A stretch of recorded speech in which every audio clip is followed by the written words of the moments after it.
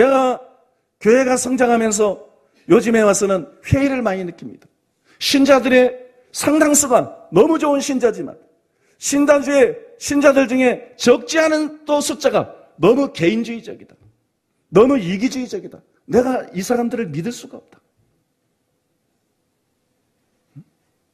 그냥 자기가 은혜 받는 거, 자기 이익을 위해서 움직이는 사람이 너무 많다. 정말 교회를 사랑하고 교회를 견고하게 만들고 교회를 부흥시키기 위해서 일하지 않는, 관심이 없는 그런 신자들이 너무 많다. 그래서 내가 앞으로는 바른 소리를 하려고 그래. 내가 신자들을 어중이 떠중이를 이루면 이룰 것이다. 그리고 진짜 진리를 사랑하는 사람들, 진짜 교회를 사랑하는 사람들, 이 사람을 통해서 새로 시작하는 일이 있어도 제대로 된 교회를 만들어낼 것이다. 제대로 된 교회를 만들어낼 것이다. 따라올 사람 따라오고 안 따라하는 사람 말고. 어차피 이 세상에서 규모가 큰 게 문제가 아니고 하나님 앞에 진실하고 진짜가 되는 게 문제가 아닌가? 숫자만 많으면 뭐 하는가? 정말 교회의 일원으로서 개인주의 버리고 교회를 사랑하고 교회를 부흥시키기 위해서 하나님이 이 교회에 맡기신 그 사명을 감당하기 위해서 애쓰고 힘쓰는 그런 성도들을 만들어내야 교회가 진짜 견고한 것이고 교회가 미래가 있는 것이지. 여러분, 하나님의 계획의 중심은 교회입니다. 여러분의 신앙생활의 중심은 무엇입니까? 개인, 주님을 살아간다 그러면서도 개인 영성, 뭐 기도한다 그러면서도 개인을 생각하고 있지는 않습니까? 정말 여러분, 교회를 생각하십니까? 내세에게 아니라 교회 전체를 생각하십니까? 여러분, 교회 전체를 봐야 돼요. 교회 전체를 위해야 돼요. 여러분, 교회가 여러분 삶의 중심이 되시기를 바랍니다. 나는 내 마음속에 우리 교회 신자들 때문에 갖고 있는 상처가 있어요. 너무나 이기주의적이다. 너무나 개인주의적이다. 무슨 사역을 시켜봐도 너무 자기중심적으로 나간다. 너무나 교회 중심이 아니다. 우리는 예수님 중심이 되게 되고 이게 첫째고 개인적으로. 그 다음에는 당연히 우리는 교회 중심이 되게 되는 거예요. 예수님을 통해서, 복음을 통해서 예수님과 우리가 연합되었을 뿐만 아니라 예수님을 통해서, 복음을 통해서 결국은 이방인과 유대인이 하나가 된 거예요. 그래서 연합은 예수님과 우리 사이에만 있는 게 아니라 이방인과 유대인 사이, 이게 교회인 것이에요. 내가 예수님과 연합할 뿐만 아니라 내 개인주의를 버리고 이기주의를 버리고 다른 신자들과 연합하는 것, 교회와 연합하는 것, 교회의 하나의 구성은 눈이면 눈, 코면 코, 입이면 입. 그래서 공동의 목적을 가지고 함께 힘쓰는 것, 함께 전진해 나가는 것, 이 점이 너무 약하다. 그러니 담임 목사가 추석 때 참석하라 그래도 그렇게 성도들이 말을 안 듣지. 그게 무슨 양인가? 너는 얘기해라. 나는 실망감이 큽니다. 실망감이 커. 커뮤니티교회 성도들이 어떻게 성장해 왔는가? 왜 정신머리가 이 모양이고 왜 마음가짐이 이 모양인가? 예배에 참석하려면 적어도 100%는 안 돼도 특성한 사정인 90% 이상은 참석을 했어야지. 여러분, 교회라는 것은 몸과 같아서 이게 유기적인 것이에요. 머리의 명령에 의해서 일사불란하게 움직이는 것이지. 한 몸에 한 뜻이 있고 한 명령 체계가 있고 복종과 조화가 있는 것이지. 왼손 오른손 따로 놀고 오른발 왼발 따로 놀고 오른눈 왼눈 따로 놀면 그건 사팔뜨기지. 여러분, 순종하는 것부터 배우시기 바랍니다. 순종하는 것부터. 커미든 교회가 성도들이 초심으로 돌아가야 돼. 초심으로 돌아가서 정말 교회를 사랑하고, 여러분, 교회 중심으로 그렇게 신앙생활하고 교회 중심으로 사역하고 그런 여러분들 되시기를 바랍니다. 그다음에 두 번째로 따라해 보겠습니다. 하나님이 비밀을 전하라고 주신 직분. 여러분, 바울이 받은 두 번째 특권이 뭐냐? 7절과 8절에 나오죠. 이 복음을 위하여 그의 능력이 역사하는 대로 내게 주신 하나님의 은혜의 선물을 따라 내가 일꾼이 되었노라. 모든 성도 중에 지극히 작은 자보다 더 작은 나에게 이 은혜를 주신 것은 측량할 수 없는 그리스도의 풍성함을 이방인들에게 전하게 하시고, 그렇게 말했어요. 바울에게 계시된 비밀은 이방인들을 그리스도 안에 통합시키는 것이에요. 구약의 하나님께서 유대인들을 선택하시고 유대인들의 선민이 됐어요. 예수님 당시에 많은 유대인들이 회칠한 담이 되고 가짜가 됐지만 진정한 유대인들은 하나님께 속해 있는 거예요. 진정한 유대인들은 당연히 구약의 선지자들이 예언한 예수님을 영접할 것이고 그들은 하나님의 자녀인 것입니다. 감람나무 비유에 나오는 것처럼 이 감람나무에 이방인들이 접붙임을 받는 거예요. 유대인들은 그 감람나무의 원가지들이고, 여러분, 이방인들은 예수님을 믿음으로써 여기에 접붙임을 받는 거예요. 그래, 바울에게 하나님께서 계시한 내용이 뭐냐? 이방인들이 유대인과 하나가 되어서 하나님의 백성이 된다.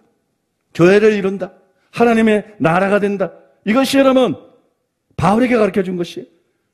그래서 여기 보니까는 이방인에게 전하게 하시고, 그렇게 말했죠. 이방인에게 전하게 하시고, 바울에게 주어진 계시가 이제는 유대인들뿐만 아니라 내면적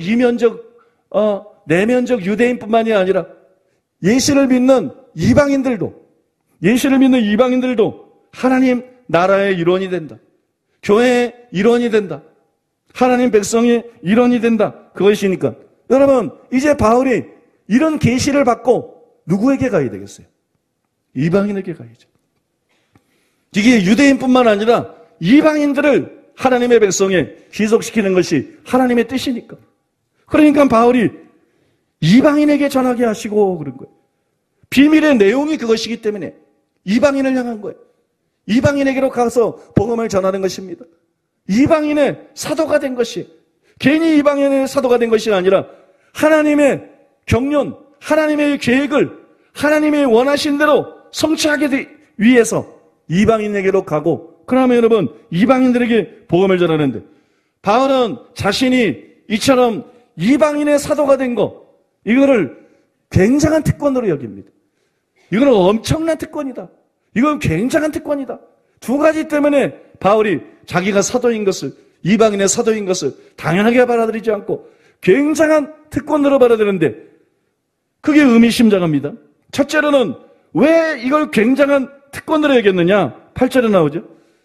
모든 성도 중에 지극히 작은 자보다 더 작은 나에게 이 은혜를 주셨다.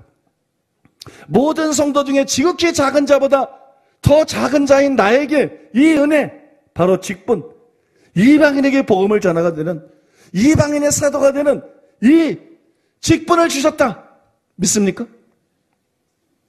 그래서 이것이 말로 다 할 수 없는 특권이라는 것이, 엄청난 은혜고 엄청난 특권이라는 거예요. 그러면 사도 바울은 왜 자신을 모든 성도 중에 지극히 작은 자보다 더 작은 자라고 여겼을까요? 왜 그랬을까요? 그런 분명히 사도요, 위대한 인물임에도 불구하고 왜 자신을 성도 중에 작은 자보다도 내가 더 작은 자다, 그런 진심으로 자신을 그렇게 생각하고 있었어요. 그렇게 평가하고 있었어요. 왜 그랬느냐 그러면 디모데전서 1장 13절이 그 이유를 보여주는데, 내가 전에는 비방자요, 박해자요, 폭행자였다. 내가 그리스도와 교회를 박해한 사람들이다. 그런데 나를 불러서 이렇게 이방인의 사도로 삼은 것이 엄청난 은혜고 엄청난 기대하지 못했던 특권이라는 거예요. 그럼 우리 이걸 다 이해합니다. 바울은 핍박자였지, 살인자였지, 교회를 잔인하게 박해한 사람이었지, 스데반의 죽음에도 찬성을 했지. 그러니까 바울이 자신을 이런 죄인으로 느끼는 건 당연하지. 이게 착각이라는 거예요. 이게 착각이다.